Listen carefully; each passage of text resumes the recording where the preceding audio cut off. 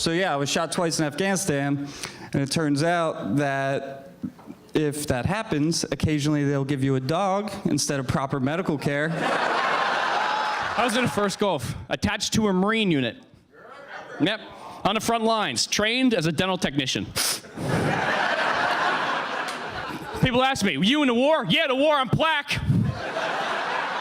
Now look, I know what everybody's thinking. President of the United States, he looks a lot different in real life. I was handpicked to train the Iraqi army in vehicle maintenance. The most work I've ever done on a car is change a flat tire. And I did that by pulling over on the side of the road and flashing my boobs. Which did not go over well with the women in the Iraqi village. But I did win the men's hearts and minds.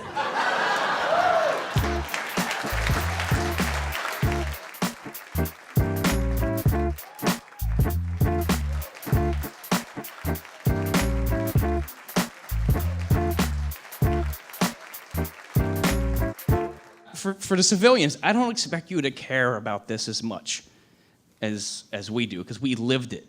But I want you to feel it. I want you to feel it. The veteran community, and when I watch, I always get choked up. You know I cry like a little Dude, you should see the end of my one-man show. Like, ah!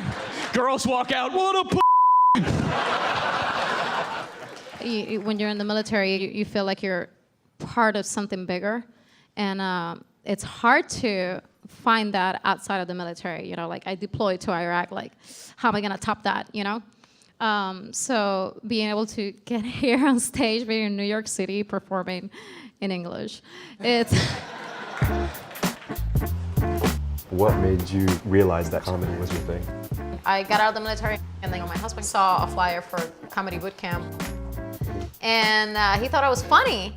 And he's like, yeah, you should really try stand-up comedy.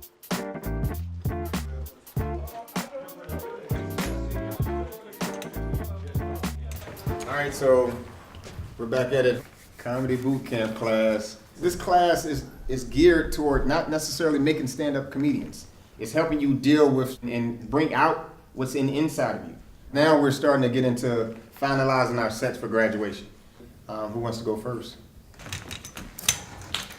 As you noticed, I use mobility aids to get around, also known as crutches. And I do appreciate it when people help me out by like holding doors. But if you're 20 feet behind me, you don't really need to run over me to get the door for me. I do, on occasion, use a wheelchair. People are under a misconception that you have to be paralyzed to use a wheelchair. So when I'm standing up out of my wheelchair, people will always give me this dirty look like I'm cheating. But I have a solution for that. I just go, it's a miracle! Shut them right up. That's kind of my story. I think it was great. The reason why people are so engaged is because we're actually learning with you. Like, we're not in your shoes, so wow, okay, so that's how he feels when we go and do the stupid things and we run her up in the door. Like, that's from his perspective. So I like that, I really like that, because I try to do that also like with my set, so I think it's really good.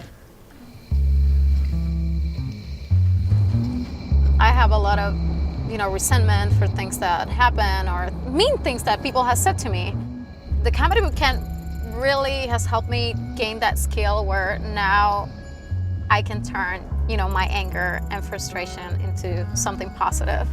I'm almost kind of like looking forward to it, like, please say something to me. I need new material. Muy bien. I want to take this one. ¿Qué tú tienes ahí?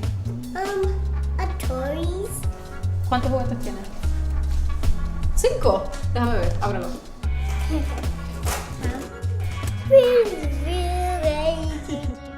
So do you feel there's a difference between military humor and civilian humor? The military humor I've experienced is a little offensive and not Example? too feminist. Yeah, right. And then, in the military, I really felt like I had to be very strong, and as a female, you have to work harder than a male to be at the same level.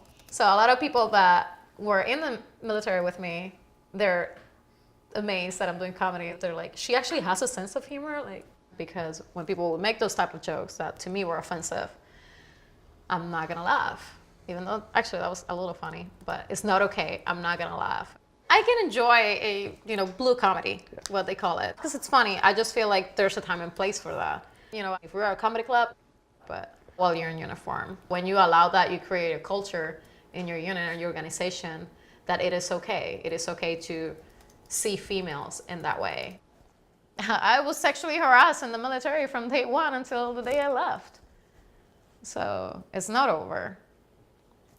Would I recommend it to my daughter to go in the military? Absolutely not. Never. I don't think it's a good place for women. But again, I don't regret. I'm proud of my service. With veterans, you're supposed to love the military, right? Or you're supposed to be against the military, right? And this group is against it and this group is for it. But these are people at the end of the day who have very nuanced experiences of something that's very confusing to do service over there.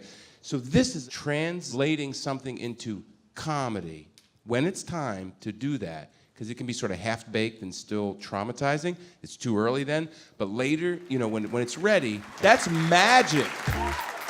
I really don't think I'm ever gonna get used to being here up on stage without dollar bills coming at me. I'm just kidding. I'm not a stripper anymore. Not ever since I got the VA claim approved.